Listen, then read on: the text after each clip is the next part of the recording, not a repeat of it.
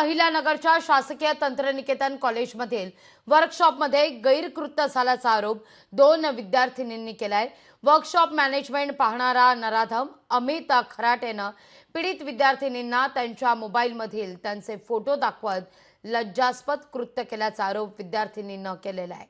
परीक्षेला बसू देणार नाही अशी धमकी देत नराधमानं त्यांच्यासोबत गैरकृत्य केलंय। दोनही पीडित विद्यार्थिनींच्या मैत्रिणींना ही घटना त्यांना कळताच थेट 112 क्रमांकावर फोन करून याची तक्रारही केली आहे। कोतवाली पोलीस स्टेशनच्या पोलिसांनी तात्काळ धाव घेत नराधम अमित खराटेला ताब्यात घेतलंय। पोस्को अंतर्गत त्याच्या विरोधात गुन्हा दाखल करण्यात आल्याचं वृत्त आहे।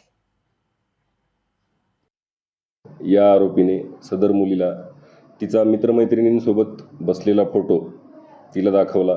सदर फोटो मी तुमच्या एचओडींना दाखवल आणि तुला त्यानंतर कॉलेजमधून काढून टाकतील, तुला त्रास होईल, तुला परीक्षेला बसू देणार नाहीत, अशा प्रकारची धमकी देऊन तिच्यासोबत शारीरिक जवळीक आणि लैंगिक हमला केला।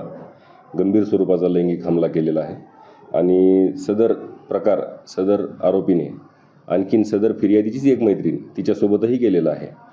तर सदर 2 मुलींनी याबाबत सांगितलं आहे की आरोपींनी त्यांचा लैंगिक छळ केलेला आहे।